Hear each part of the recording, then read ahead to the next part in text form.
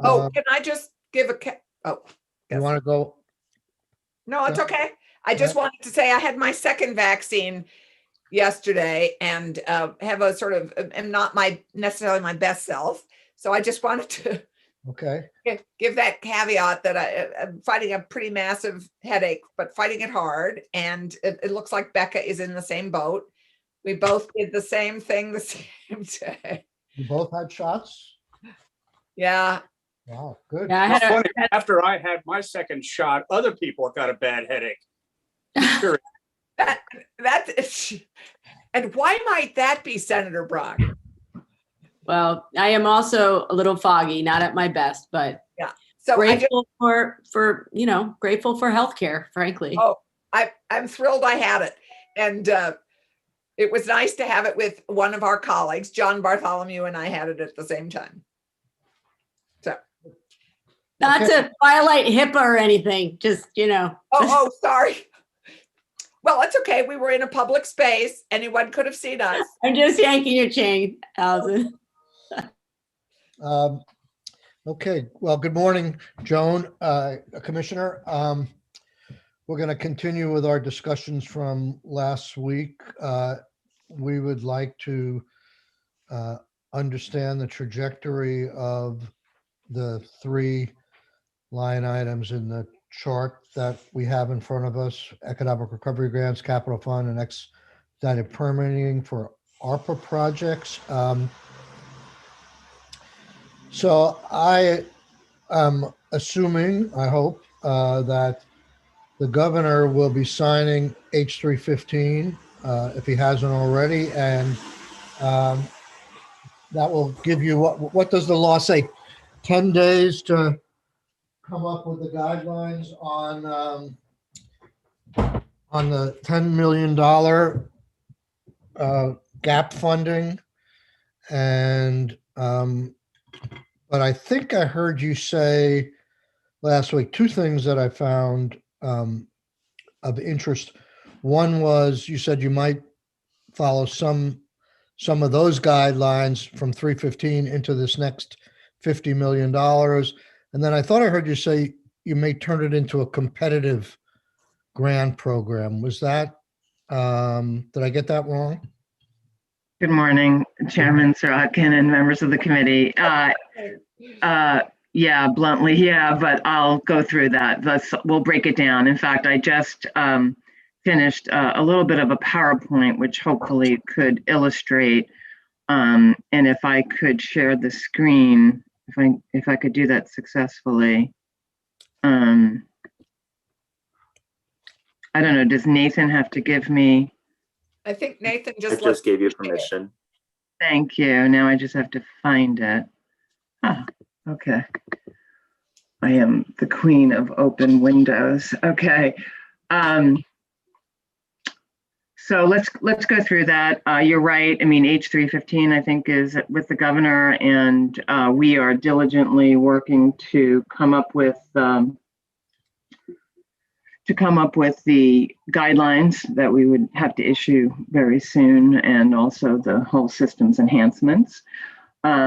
The economic development proposals put forth by the governor last week include $50 million for economic recovery grants. And yes, we are indeed would want that to follow what we're developing right now, so that we're not developing yet another program. And because of the way you've done the legislation, we would be able to accommodate that. And as we know, it's all based on net losses. The competitive grant is really about the capital investment round. So let's go through, if everyone could see this.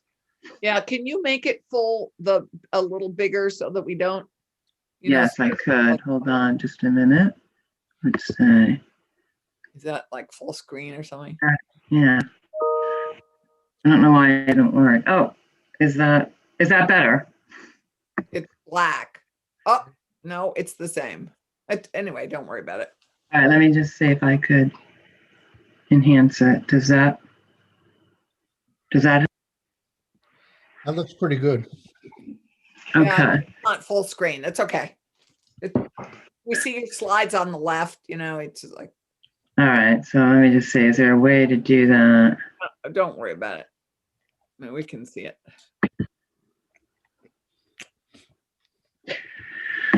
Yeah, and now I can't see my full. So just to recap, bear with me a minute.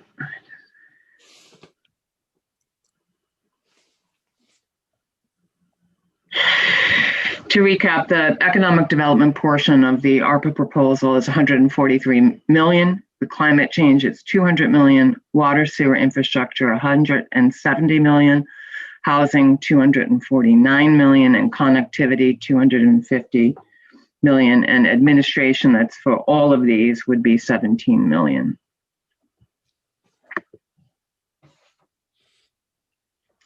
Why this is slow now. You're trying to advance the screen, Joan? Yeah, Okay. I guess I have to scroll. I don't know what I'm doing wrong. The other thing you can do is, did you send it to the committee this morning? Because we could also call it up on our own screens. Yeah, if you sent it to Nathan, he could run it for you. Okay. All right, let me do that.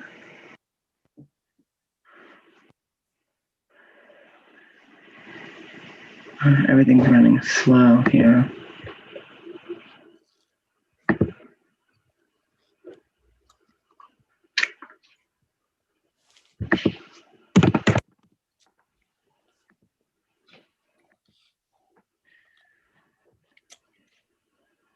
Okay.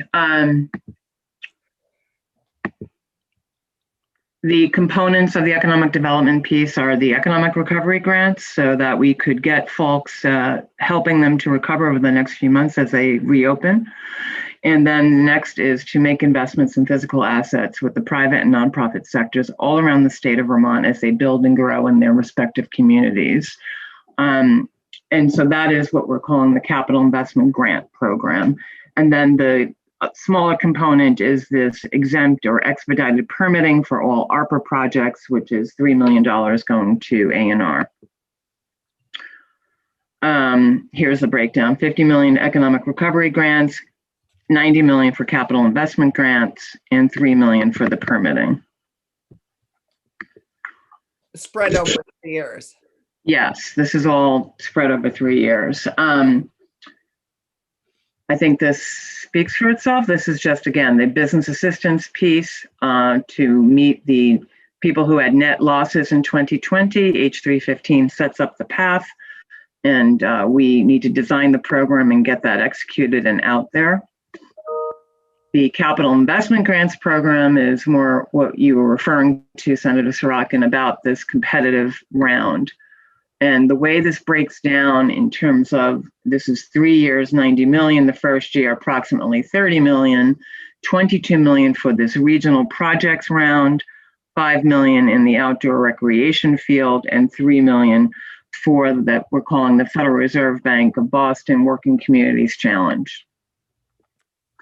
Let's focus on the grant program. This is probably very small print, but 90 million over 3 years to provide the capital funding to businesses, not-for-profits, and outdoor recreation destinations that we've been unable to fund at an impactful level in the past. So how are we going to do this? The regional development corporations and the regional planning commissions work together to create kind of their priority list, and we will open up a round of grants each year to provide awards and funding directly to the projects and to provide for critical capital investments. So what does that mean? It really means for the physical assets improvement so that we could ultimately, stem the tide of demographic demise and create increase in grant list values, increase labor force participation. These are all the types of things. We broke it down even further to show examples of what A&R, like A&R the first year will get $4.5 million to fish and wildlife, to forest parks and recreation, just so that you could see kind of the lay of what we are proposing. You said you're going to do this regionally. Does that mean up front you're going to give a certain amount of money to each region, or will regions be competing with each other where some regions might not get anything? Yeah, I think we want to make it very project specific. So instead of it just being a sub-grant out to all the regions, we do want to see the actual project is, ready or near ready, that they have lined up other sources, that they're leveraging these funds with other funds. So, however, having said that, the goal is to fund a project in each and every region. So, we don't want it to be specific to one area. And that is the reason for the exercise with the regional priority list, that they could, create a process where folks all kind of have a consensus that this is indeed a project of regional significance. So do you mind if I ask questions as we go? Yeah, no, that's fine. You're probably anticipating this question because I ask it on every program, and that is, where do the numbers come from? Why are we putting $50 million into economic recovery grants and $30 million into capital investment? Why don't we put $80 million into economic recovery grants? How did you determine how to break up this money? So a couple of things, and I could attack that from both sides, right? We've started the process of regional project prioritization a couple of years ago because we getting increasing amounts of Northern Border Regional Commission funding. We needed a way to figure out quite what the demand is. And when we added up all the projects the first go, it was like $100 million. So the idea around 90 million seemed to be, the right funding number. On the economic recovery grants, as you know, the only thing that we know is that as of the time we sent out the grants in December, there were still businesses with a significant amount of unmet need, nearly $500 million worth. And some may say, well, why such a small portion? Since that time, we do know that about 400 million and change, and perhaps more at this point, has gone out in the form of PPP loans. So we thought, well, let's put out this 50 million. And again, if it's oversubscribed, and as we know with this type of money, the state will need to obligate funds. And if we're so oversubscribed and legitimately oversubscribed, will we be able to transfer funds from other undersubscribed type avenues? So that is the hope, that we need to build out the true demand curve and not just, we estimated, we think it's a good estimate based on some numbers that we have. But the real deal is when, the grant round is open, people start applying, and we get to see how many eligible projects we are unable to fund. So it's not 100% exact, but it's derived from all we could do is based on what we know right now. And you said you're going to try to follow in part 315 as a template. Now, 315 had clear priority funding for businesses that hadn't gotten anything. Are you still thinking that will be the first priority for this $50 million? I think it's a really good parameter and a very good methodology. I think it's fair, right? Like, shouldn't we fund folks who didn't get any help at all? That's why we thought it was a good methodology to stick to for this funding.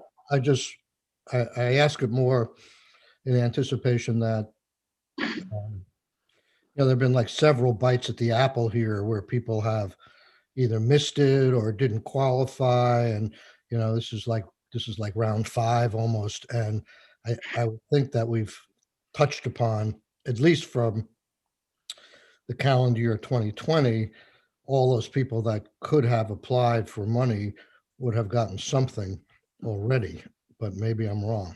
And certainly with 315 coming down the pike, with its high priority, first priority for those people, I'm wondering whether we continue to do that. I don't know that there's any harm in doing it. I'm just wondering if you thought it, through in that fashion at all. Yeah, I think it makes sense to do it. I don't think we would continue to have like a 30-day waiting period. I think we would do the 30-day waiting period for those who didn't get anything. And then as we process the applications, put priority to those who didn't get anything. It just seems like the most fair thing that we could do, and that we would adopt that going forward. We can't make assumptions that even though there've been all these rounds that people have gotten the help that they need. We've heard enough stories and again, they're anecdotes, but enough to know that there are people that have been left out. So we'll do our best to prioritize. Still, I mean, I guess maybe we'll see something in your guidelines within the next 10 days on how you're prioritizing the second tier of 315, because I'm still curious and hopeful that there could be, some, as I don't want to say the urgency has dissipated, but it's certainly not as urgent as it was perhaps last spring or maybe even this fall. But as there's more time and this money becomes, more dear,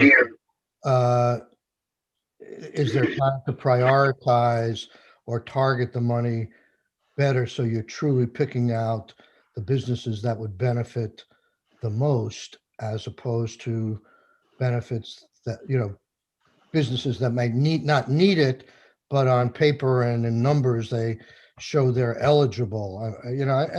I guess the way I've always looked at this is that it's a strange animal, because if we were talking about this kind of money in a competitive grant program, giving out $50 million to thousands of businesses, the applications would come in and they would be submitting all kinds of defenses and arguments of why they need the money and why this is a good idea for them and for the economy.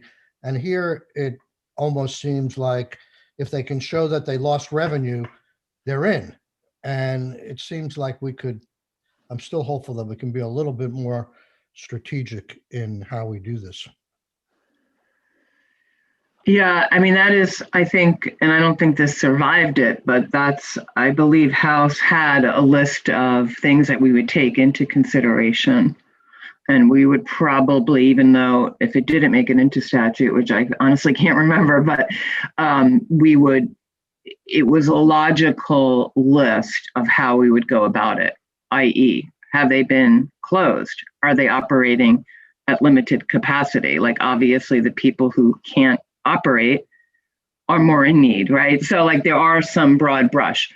I don't know how granular we'll be able to get, but yeah, I think it's going to be based on there was a list of things that we were going to take into consideration. It did not make it through, but right. But that's a decent list, perhaps, with a little maybe more definition to it. But I do think that the other thing that has to be looked at is how you're going to deal with it in terms of timing.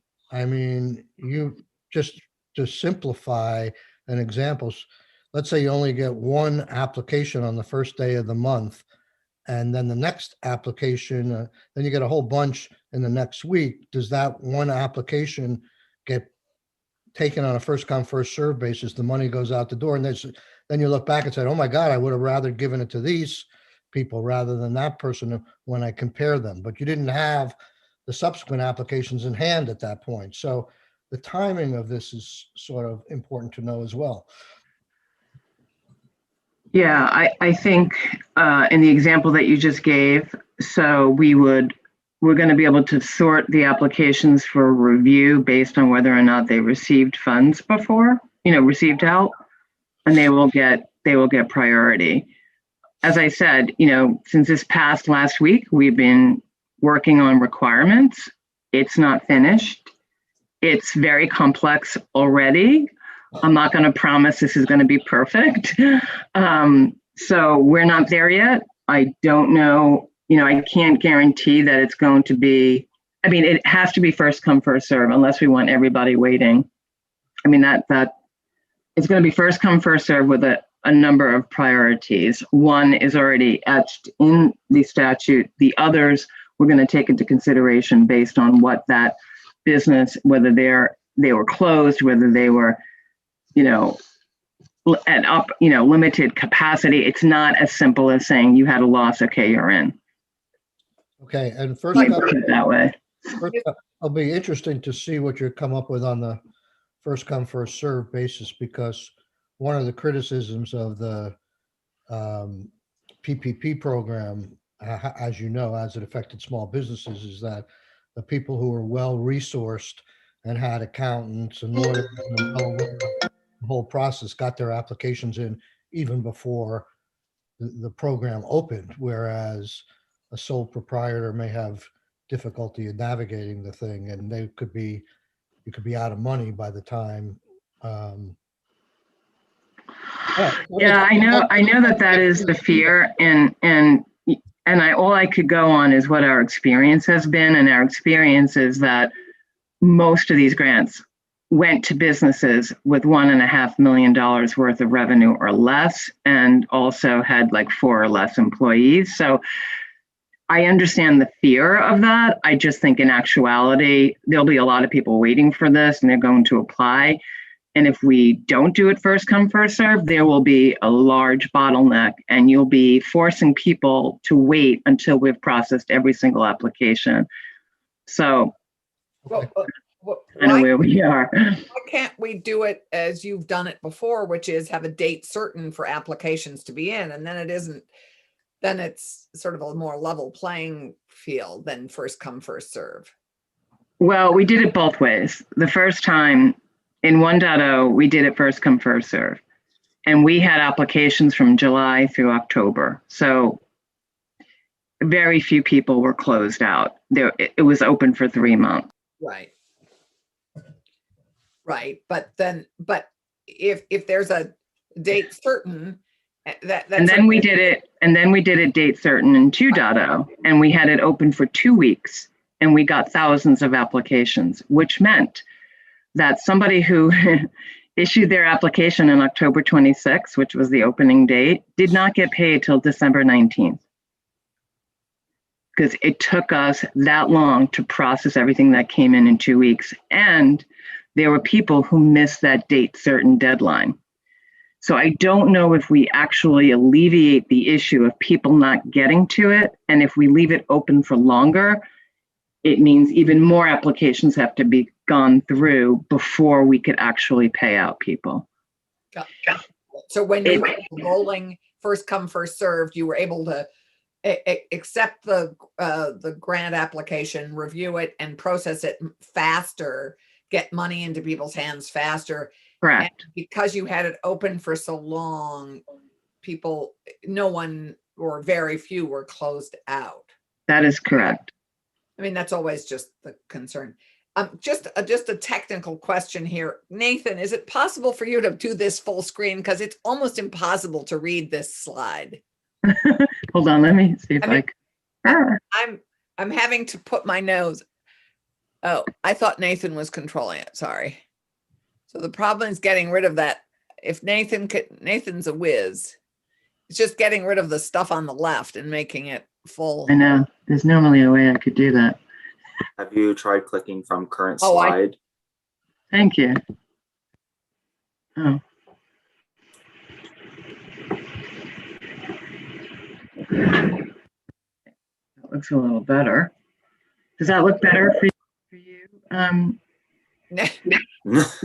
Yeah, it's a little better. It's just, we don't see the whole thing now, but that's okay. We get the gist. Okay. Okay, so just, I don't know if other people have this question. You started to talk about the 50 million as you went back to the unmet need definition, which I've always had concerns about in terms of just being based upon revenue loss. And I understand that that's one of the permissible ways to do it under the CARES Act. But you said there's something like $500 million from what you've gotten already in unmet need that hasn't been met. and you came up with $50 million. It sounds to me, I don't think it's anything to be necessarily, I don't know what the word I want to use, but it sounds to me like it's a number in terms of the governor's billion-dollar allocation here that he could afford at this point for economic recovery grants. It's not, or did you say we got to come up with 10% of 500 million? That's how we came up with 50 million. How did you come up with the 50 million? Right. So again, I know that you're not happy with the description of unmet need, but again, being that it is what we have and what we've collected, as of September of 2020, there was over $500 million worth of, let's call it, revenue impact that has not been assisted, before. And since January, there had been over $400 million worth of PPP being applied for. So we've derived that number, that is kind of the remaining need. Now, that could be woefully inadequate. And I know that already some business groups are saying that it's woefully inadequate. I think because of the way that we're designing this new system, we're going to find out precisely what the net losses are, and then we could do that calculation. If we're oversubscribed, as we know in our experience before, there were opportunities for us to continue to fund more if there's undersubscribed areas, right? But it's what we know, like we're basing this on what we know. I don't know what other number we could possibly come up with. We could say 200 million, I think people wanted us to do 500 million because that's where the unmet need left off. But we thought there was other help available. There is a restaurant stabilization program through SBA that is going to pay people the net revenue loss. There's a shuttered venue grant operation, and there's PPP and EIDL. So we think it's a good middle ground. It's not, it's not 500 million, but it's, some derivation thereof. No, I understand that. That's good to know. I forgot that you were looking at the $400 million in new PPP grants and the fact that there are some other programs coming down the line. And Okay. could we just ask about those, just to help us understand as we get emails and requests from constituents? The restaurant grants will be directly sent from which body? From the SBA? Yes, it's an SBA program, and SBA is setting up that system. And my understanding is that they're aiming for by the end of this month. So, that's the restaurant one, and the shuttered businesses are the shuttered venues rather is going to be Arts Council and the Humanities Council. Is that right? They're going to funnel that money?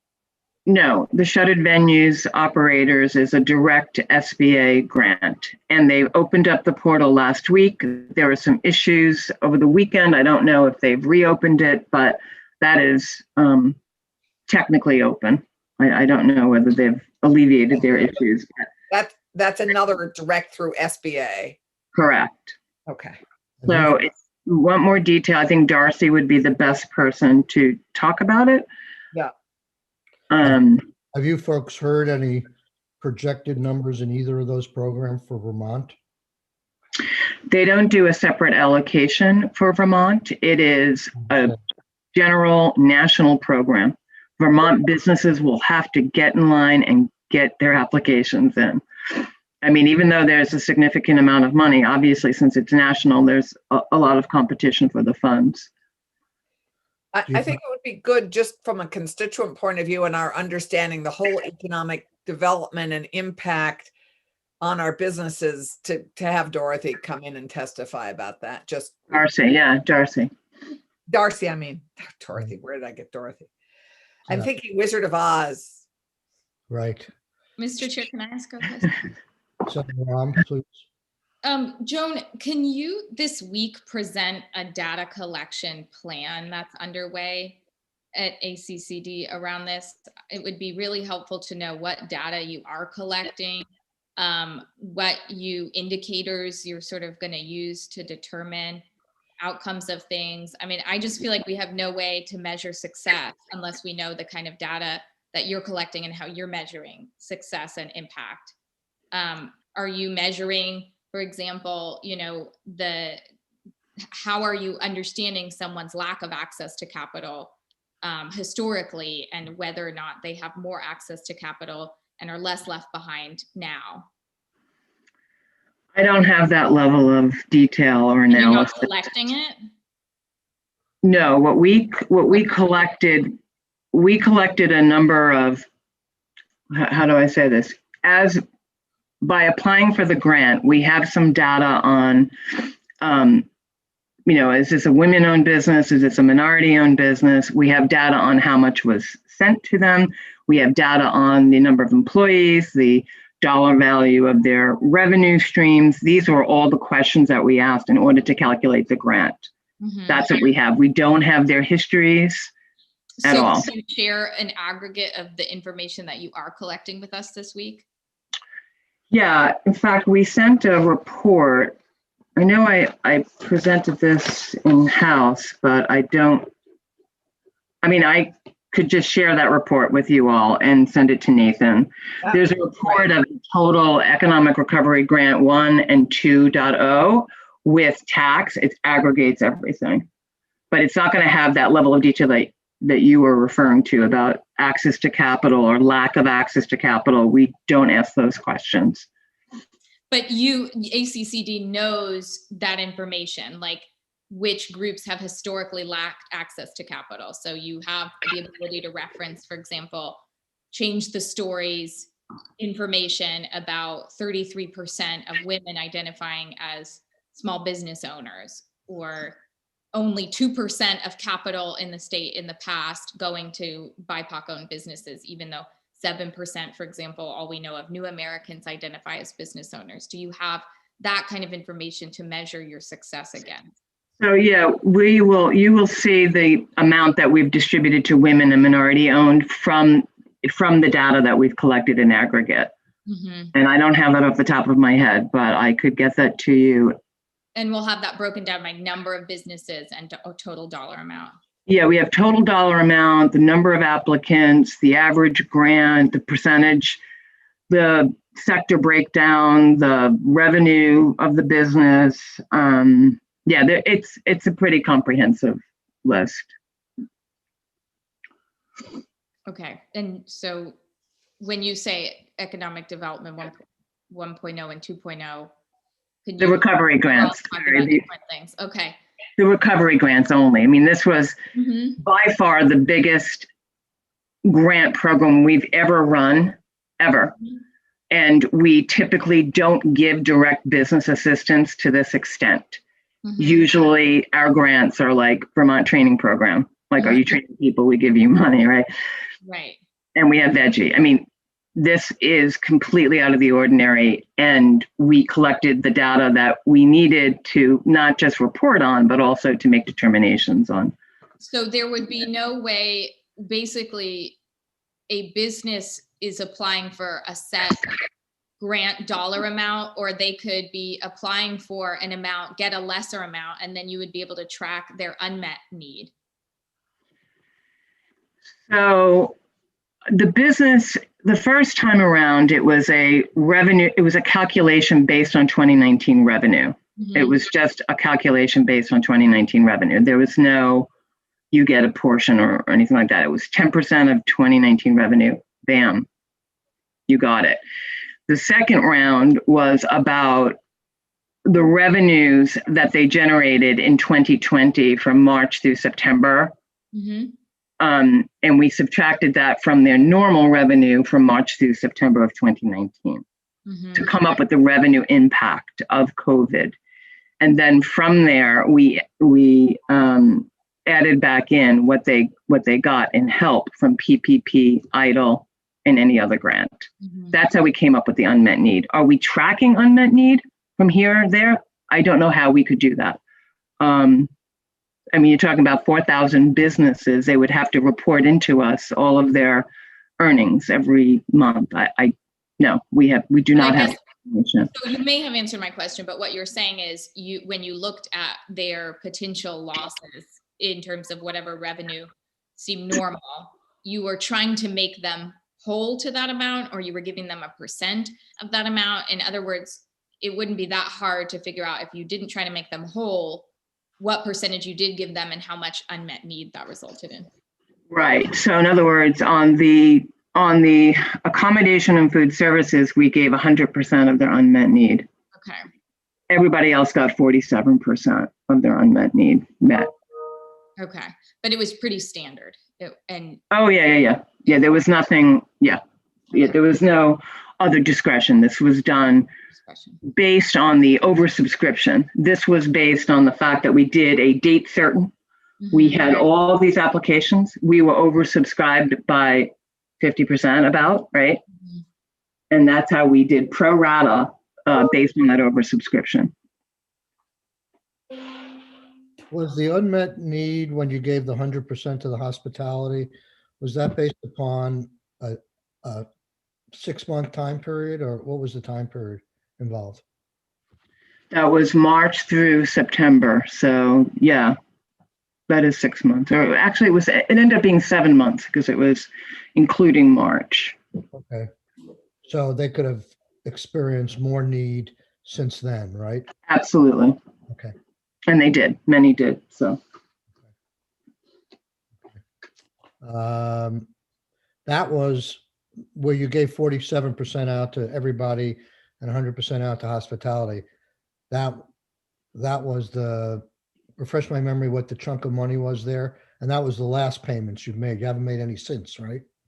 Correct. That is correct. That was through a few rounds at Joint Fiscal Committee. And we just did it to the code 72, right? Accommodation and food services. Yeah, I think it was like 75 million, or maybe it was about 75 million. Right. Okay. Okay. Let's move to the capital investments again. So you're thinking $30 million a year, approximately, divided up. Well, let's do the smallest one right now, even though it may be pretty controversial. My understanding of the ARPA Act 250 proposal is to, I don't know if it's reflected in this monetary thing, but the policy is, we had passed S237 out of this committee last year, eliminated the duplication of Act 250 permits in designated downtowns. It didn't make it all the way through the process, but now I may be simplifying this too much, but now the governor is proposing that certain projects that are funded with ARPA money not be subject to Act 250 review if there's a comparable municipal review, or could you help me with this a little bit? So it was in the designated areas, so either downtown or village or growth center, that it would be exempt from Act 250, and then the rest would be expedited permitting. And that's where the $3 million ask is so that there's enough resources to handle any increased permitting load associated with the stimulus funds. So you're not asking for these to be exempt necessarily, you're asking for them to be expedited. Well, the ones and I don't have this spelled out on this, but the ones in the designated areas would be an exemption from Act 250, I believe, if I have that right. And then the money is for the expedited services, so the additional manpower, whatever. You have so much in investment in our outdoor recreation. And as we know, many trails, impact on use is under Act 50. So are you talking about in those proposals having expedited permitting? Yes, expedited permitting. Which just means fast tracked. Yes, fast tracked with like a decision, like priority and then fast track. Sorry, go ahead. Um, I think I heard that there may be some precedent for this with the ARA funds. Do you Yes, know- that's what I heard as well. And I think that A&R is prepared to talk through that because, in fact, when we asked about the language, they said there was ARA language previously. ARA was the fiscal stimulus from, I guess it was 2009. 9. Yeah. So this would likely, Senator Clarkson talked about trails, but a big chunk of money is going out in capital investments in housing. So I assume those might be affected by that policy change. And then also your capital investment section here would also be affected by that policy change. That is correct. Okay, well, I assume we're going to hear from our Natural Resources Committee hmm on that. I mean, part of the issue is that, we have until December 24 to obligate funds. So it would be, a terrible irony if the project is delayed for 2 years or something like that, and it would make it ineligible to utilize these funds for this purpose if it's 2-year permitting. Right. I'd love to review our ARA expedited process. I'm vaguely remembering it. So I look forward to getting an update on that. President. This committee has been in favor of the Act 250, avoidance of duplication process in the past, but the whole thing got hung up in Act 250 politics. So we're going to have to see that play out. Let's move on to the capital investment. You touched upon a little bit at the beginning, and you said something about the northern borders, and you had a list of potential projects that have been unfunded. Is that list put together by Northern Borders or the RDCs or the RPCs? Where is this list and can we see it? Yeah, so the list is a work in progress. So it's not 100% ready for prime time, although I do hear that we're getting an update soon. But essentially, it's not a Northern Borders list. It's just that Northern Borders Regional Commission each year had been funding us in increasing amounts. And we thought, in order to do this fairly, it should not be just the project that writes the best grant application. It should be, is this project also a priority for the community? And how would we know that? So the RDCs, in conjunction with the RPCs, develop a list. And this way we understand that there's buy-in for the project, there are other funding sources for the project, and that there's a sustainability plan, that it's not just a wish list item, but an actual project that could not only see it through its inception, but ongoing. So that is the idea behind it. Each year it gets refined. And, some projects are more fully fleshed out than others. And what we did is when we first started collecting it, and this was an answer to the question about the 90 million, why did we think it was 90, is when we added up all of the projects, it really looked like it was about $100 million worth of projects.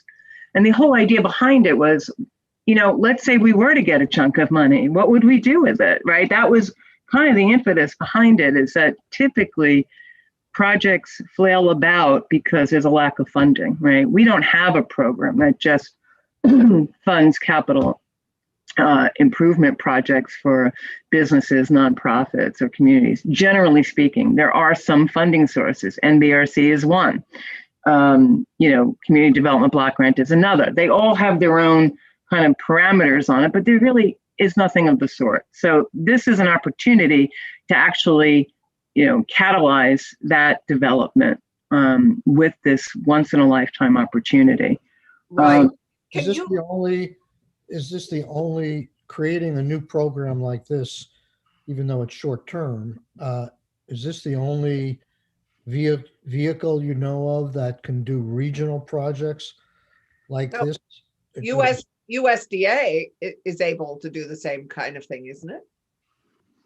I'm asking state government. I mean, could Yeah. we, could we give it to, could we give it to ACCD in terms of just supplement the CBDG grants, something like that, as opposed to standing alone or standing up a new process Sure. and committee? Yeah, there's always that opportunity to do that. The question is, do you want to keep all of the parameters of CDBG for this particular, funding group? And that's an open question, right? Like, do there are limitations. There's limitations on the rounds. Right. There's competition for housing within that program. There are many different, uses of those funds. So yeah, there's always that opportunity. I think the way we viewed it is we could use it in conjunction with some of the other programs. In many cases, the people who apply for NBRC are also applying for CDBG, right? These programs are all very expensive, right?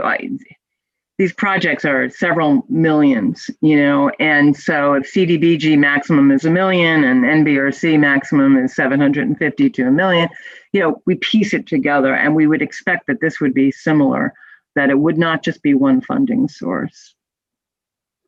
Okay.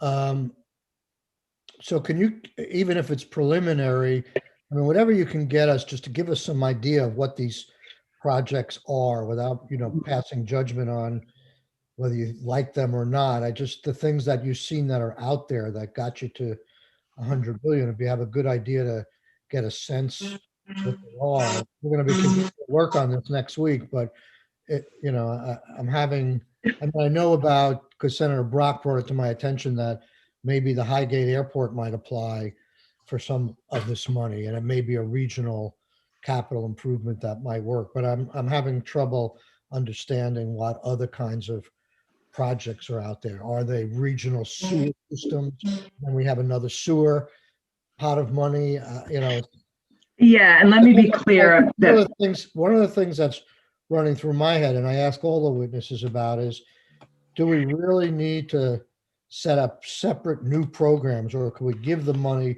to an existing program that's been proven to have, protocols and parameters and yada, yada, yada. So that's one of the things that's why I want to see this list. The other thing I wanted to ask you, Commissioner, is, again, Senator Brock has raised this issue of money going to counties, and we don't have county government systems. And we saw a list that the amount of money that would otherwise go to counties is now potentially going to go in discretionary dollars to municipalities within those counties. This is not this money, right? No, so let's separate this out. Like, this is the discretionary pot that the state has. It's not the municipal pot, right? And when we say communities in this example, we're not being very literal that it's going literally to a municipality. It's just that communities, the regions, have identified these projects as priorities. So I will forward you. I have a sample list. It's not the entire thing. The entire thing is way too unwieldy. But I have a sample list to give a flavor I could send to Nathan. But as we think about that, I mean, this is where the challenging interplay is between the huge amount of possible money coming through the infrastructure bill, and it may well have, because airports are transportation hubs, ideally, that there would be money in that for our regional airports. I mean, this is our challenge at the moment, is anticipate. May I ask a more fundamental question? Yes, I'm a bit confused based on the chart and the document that is on the screen and what's in it. And are we talking about grants that are more general for business, or are we talking about recreational opportunities for business? Because if I look at the titles and what's in the charts on pages 10 and pages 11, I'm left very confused to understand what we're talking about. On page 11, we talk about 25 million. Is that the sum of items 1, C, and D on page 10, or are we talking about something else? Yeah, so part of the issue is the, think of it this way, it's $90 million for 3 years worth of capital investment. And 25 million is going to the outdoor rec economy. So the residual is what is going to be left for the priority projects of the regions.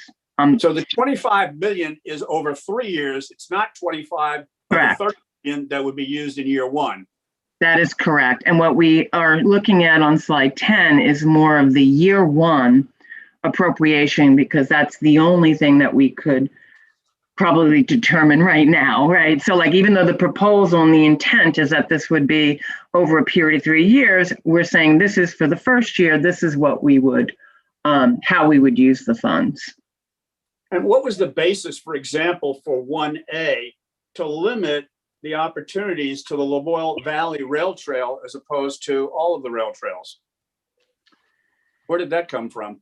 Yeah, I think that was an estimate from the Lamoille Valley Rail Trail project through A&R. There is a segment that is going to be devoted to signage and wayfinding, and that fit more into ACCD's bailiwick than either A&R or transportation. So it was just to make sure that there was an appropriation of funding for that, since that project is somewhat on its way. I mean, it's a long-term project, but there is an idea that we're not fully optimizing the experience on these rail trails to, to bring people into the communities that are there. I mean, one of the key examples, if you ride your bike on the New Hampshire trails, they have wonderful sort of signage to take you to the town to go eat at Joe's Pizza or something, right?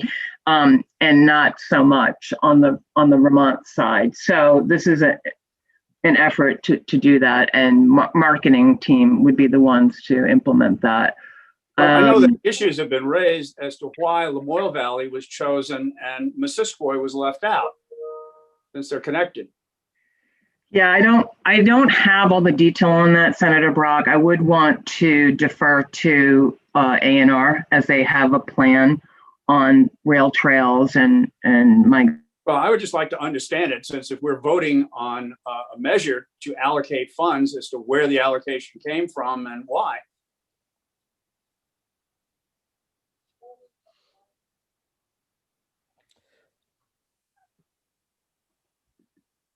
I'm not, is, I think Jane, she may be frozen. I don't know. Joan, I think Joan is frozen. Yeah. Either that or she's concentrating very, very hard on your I didn't mean to ask a question that was that hard. Yes. No, she's definitely frozen. Yeah. Snyder is, I guess, leading that effort. Okay. We lost you there for a while. You were frozen, so we didn't hear what you were saying. Oh, she just lost. I just think There she is. there she is. Okay. We didn't hear any of that, Joan. Just before you mentioned Michael Snyder's name. I need a boost. What did I say? I think I was deferring to A&R, since they are.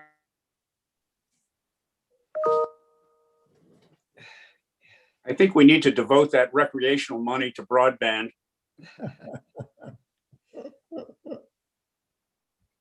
So Yeah, very good. Royalton's broadband. Are the outdoor rec sort of that for the promotional activity. They have a plan. Joan, your signal is breaking up occasionally. Can you just maybe turn off your video? Yeah, I will do that. And maybe that'll help a little bit. Okay. Okay, so yeah, we should maybe even have these other departments in to talk about their 2.25 million in the first year. Can you talk about the Working Community Challenges grants? I understand there were 4 communities who didn't make it. Is this the Federal Reserve program? Yes, it is. It is. The Federal Reserve Bank of Boston instituted this Working Communities Challenge last year.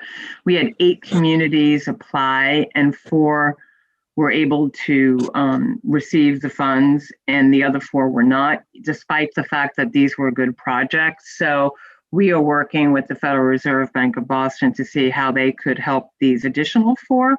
And the funds are meant to help them. So the 4, I think it was Franklin County, Upper Valley. I think it was Wyndham. Hold on a minute. I will try to draft that. While you're looking that up, I'm trying to understand what approximately was the size of the grants to the 4 communities that were successful. Yeah, you got me. I don't know the answer to that. Yeah. So I may have asked this question before. So the Federal Bank of Boston, to the 4 successful communities, gave cash and technical assistance and support to those communities. And now we would be saying, we're going to give the cash, but maybe the Federal Bank of Boston is going to continue to give in-kind support to people who are not successful grantees under their. Yes, that is what we're proposing. Yes. Okay, could you describe what one of these programs is? What is a Working Community Challenge grant? Well, they provide capacity to these smaller communities to get some of their work done, and it also entails professional technical assistance, but I'll have to get more detail. I was not involved in it last year, so apologies for not knowing that. But in fact, it probably makes sense to hear from one of the communities, and I think Springfield was one of them. Springfield, have to- Northeast Kingdom. I can't remember the last one, but I think the Northeast Kingdom would be a good one to hear about as well. Representative Catherine Sims is somebody available who can talk a lot about it. Am I freezing? Yeah, but Springfield too, because the one's a little more urban and one's a little more rural. It would be interesting to hear of the 2 different ones. I'm just looking. Yeah. At this point, we do need to get into it, but at this point, for the purposes of today, I just want to have some idea what it is. Does anybody know what it is? Yes, I visited with the Federal Reserve Bank a lot about this. So originally it's a program called the Working Cities Challenge that was very successful in Southern New England. And the idea is that the right amount of alignment, coordination, right people at the table, and an infusion of capital would leverage lots of other resources and dollars. So Fitchburg, Massachusetts is their poster child. They leveraged $100 million that they attribute to this Working Cities Challenge. So obviously in Northern New England, they had to modify it to be the Working Communities Challenge. And they really encouraged regional partnerships that wouldn't otherwise happen. All 6 of the communities, I am 99% sure, received a planning grant and went through the planning process, got a lot of stakeholders together, came up with their proposal for how they would implement what they came up with for a regional economic development driver, and then applied. By necessity, they reject about half of the applicants because it's supposed to be competitive and really drive groups to sort of put their best proposal forward, and then they only fund half. So, you know, I personally long felt that the other 3 proposals were really strong, and that, you know, we could even probably talk to the Federal Reserve Bank and hear the same thing. They have to make a choice, but that is a little bit more about the program, and they all would have indicators they could share with us, outcomes that they had proposed, ways that they would leverage the dollars, people at the table, et cetera. And Mr. Chair, I served on the committee that was overseeing this process, and along with Ted Brady. The other thing that you should know is that one really positive byproduct of this is that even groups that didn't necessarily make it all the way through the process, in doing the initial work they actually formed really key partnerships in their regions and communities that are continuing to work even if they didn't end up getting the full grant. So a lot of good stuff coming out of it, but I think that there are many projects that didn't get the funding, as Keisha just spoke to, that could have used it for sure. Yeah. And can you remind us what the size of the grants were? You know, honestly, Senator Clarkson, I'm going to have to go back and look. I don't remember. Joan, offhand.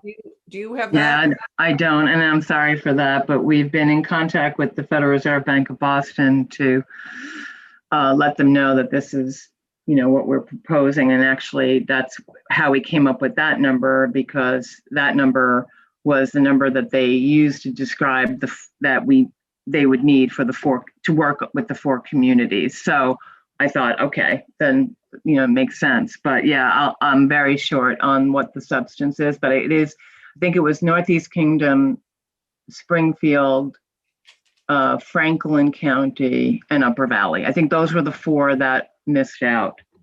Yes. That missed out or got? That missed out. Sorry. I know Winooski got one because that was. Yeah. So I have one additional question on the 4.5 million in the first year. Is this money all going to governmental projects, buildings, shelters, trails, or is it also going to privates and nonprofits? On the capital investment side, yeah, it would go to it's the capital investment side. On the outdoor rec, I'm going to defer to A&R to talk about the mix. But for the rest, that would be in the agency's purview.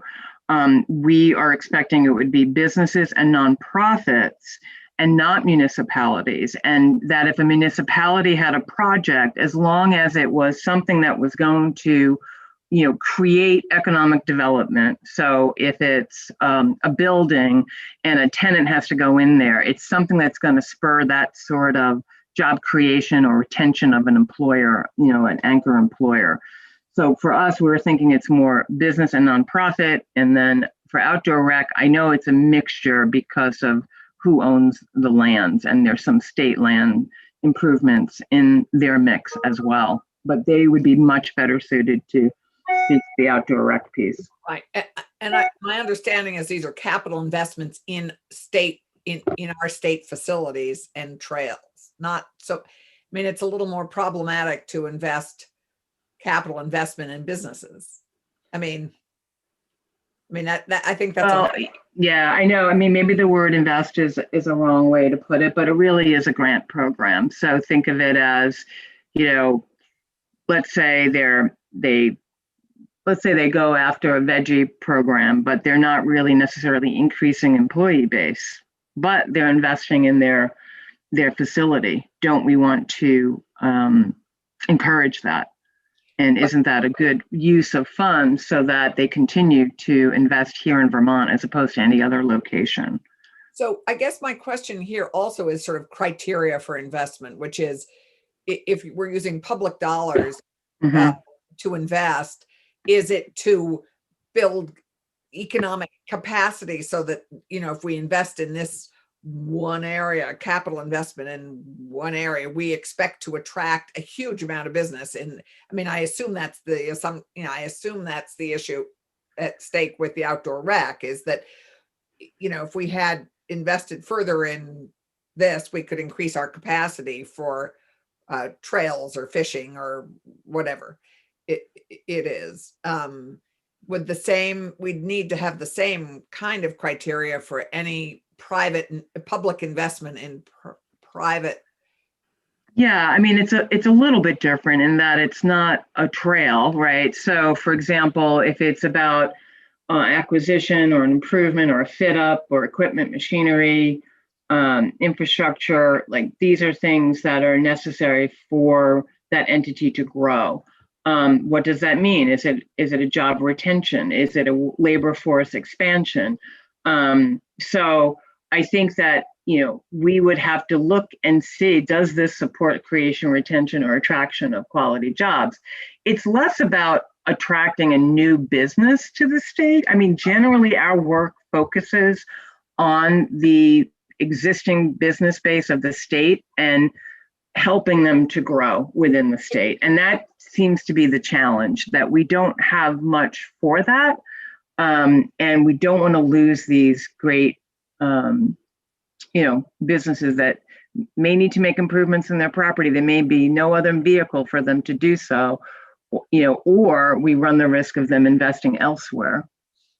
Right. So it's the criteria would be growing capacity, and we'd have to set measurables to see that, because if you have something, if you invest X amount and be very clear about, we expect the job base to grow 10% or 20%. I mean, with every one of these investments, I think we ought to be able to articulate what the expectation is in terms of capacity and growth. Yes. Well, we're going to need to see some language on that before we sign off on $22 million. I just throw out for discussion, and it goes back to setting up new silos and new pots of money.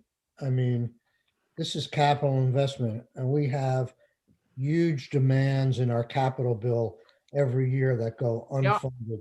Now, I understand that that's through bond proceeds, but there's, in my simple way of thinking, I'm curious as to whether the institutions committee might say, give me $22 million. I'll put a section in the capital bill that I'll fund state projects with capital dollars right now.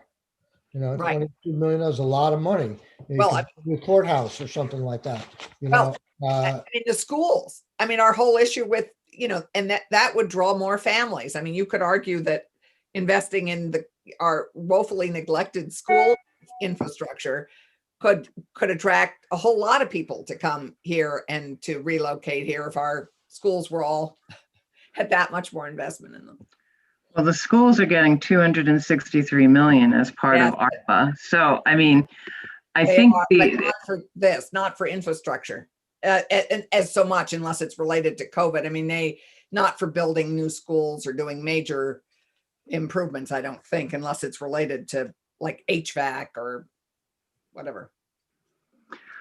I got to say, an overarching thing, and I want the pro temp to hear this, is that, my tendency when I look at all of this is I feel like the legislature's handicapped quite a bit. Some of these ideas could be brilliant.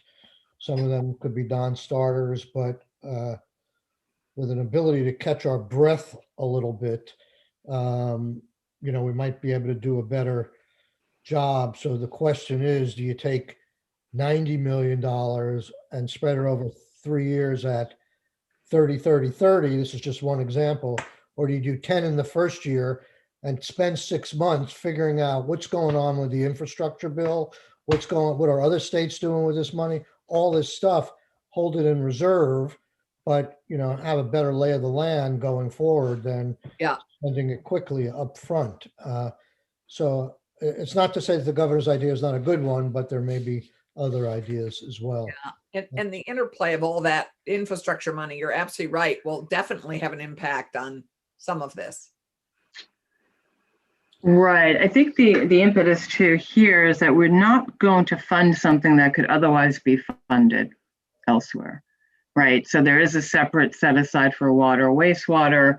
There's a whole separate set aside for broadband, so there are many of these regional projects that were, meant that it needed wastewater. Now, obviously, as we know, there's a tremendous amount of money spent on that and needed for that. So to the extent that this could be gap, fill in whatever gap exists, then, we want to do that. And we want it to be coordinated. We don't want to fund something that's already funded, either through a separate source through ARPA or through the breakdown. As we know, there are many segments to the governor's proposal.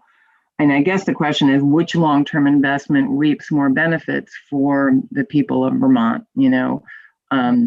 And yeah, and being that you're the Economic Development Committee, we just wanted to know what you think of that, because there are very few sources for growth of business, when in fact there is typically sources of funds for, let's say, the courthouse or, other. Not much. Not the Capitol bill is really strained over the last decade. Well, we've been asked to testify there, so yep, they might just suggest that.